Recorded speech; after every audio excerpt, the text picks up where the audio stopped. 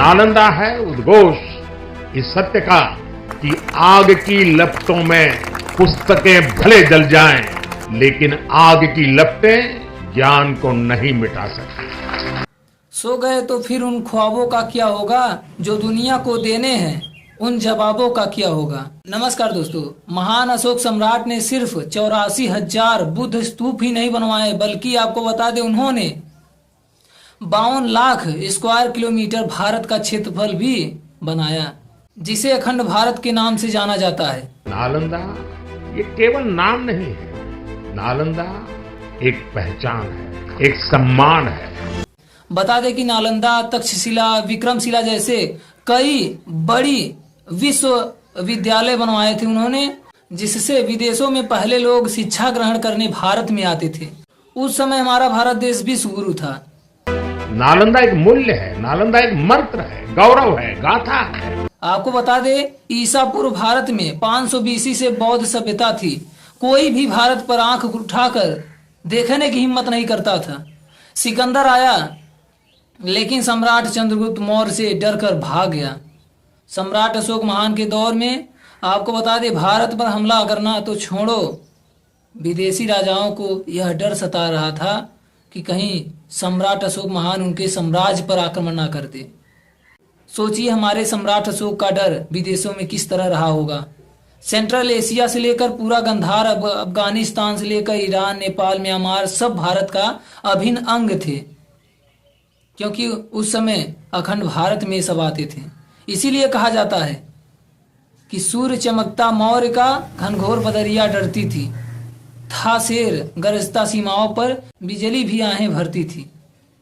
नालंदा विश्वविद्यालय आपको बता दें, भारत के बिहार राज्य में स्थित शिक्षा का एक प्राचीन केंद्र था। यह दुनिया के पहले आवासीय विश्वविद्यालयों में से एक था, जिसकी स्थापना 5वीं शताब्दी में गुप्त राजवंश के दौरान हुई थी। इस विश्वविद्यालय ने बौद्ध धर्म, दर्शन, तर्क और गणित से लेकर चिकित्सा, खगोल विज्ञान और साहित्य तक के विषयों के साथ साथ पूरे एशिया को आकर्षित किया। बता दें कि नालंदा विश्वविद्यालय की कई ऐसी बातें हैं। आपको बता दें कि इस नालंदा विश्वविद्यालय की नींव और विकास 427 CE के आसपास स्थापित हुआ था। आपको बता दें, नालंदा गुप्त, हर्ष और पलाश सहित विभिन्न भारतीय राजवंशों के संरक्षण में विकसित हुआ था। आपको बता दें, शैक्षणिक उत्कृष्टता नालंदा अपने कठोर पाठ्यक्रम और प्रतिष्ठित संकाय के लिए प्रसिद्ध था, जिसमें नागार्जुन, आर्यभट्ट और युआनजंग जैसे प्रसिद्ध विद्वान शामिल थे। एक चीनी भिक्षु था जिन्होंने वहां पर अध्ययन भी किया और उसके बाद टीचर बनकर पढ़ाया भी। आपको बता दें, बुनियादी ढांचा विश्वविद्यालय में पुस्तकालयों, व्याख्यान हॉल और छात्रावासों, ध्यान केंद्र और मंदिरों के साथ एक व्यापक परिसर को दिखाया गया है।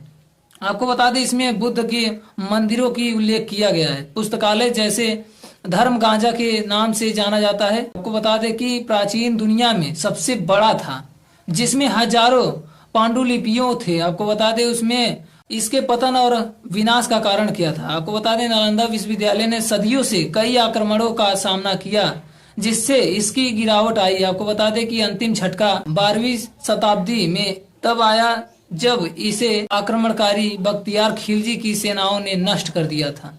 विरासत और पुनरुद्धार कैसे हुआ। आपको बता दें, इसके विनाश के बावजूद आपको बता दें, नालंदा की विशाल विरासत समाप्त हुई, एशिया भर के शैक्षणिक संस्थानों को प्रभावित करती थी। आपको बता दें, हाल के वर्षों में नालंदा को एक अंतर्राष्ट्रीय विश्वविद्यालय में आपको बता दें उसे फिर से पुनर्जीवित करने के प्रयास किए गए हैं। आधुनिक नालंदा विश्वविद्यालय 2010 में मूल स्थल के पास स्थापित किया गया था, जिसका उद्देश्य अपने ऐतिहासिक महत्व को बहाल करना है। फिलहाल इस वीडियो पर आपकी क्या राय है, कमेंट करके जरूर बताइएगा और हमारे चैनल को लाइक, शेयर और सब्सक्राइब जरूर करें। धन्यवाद।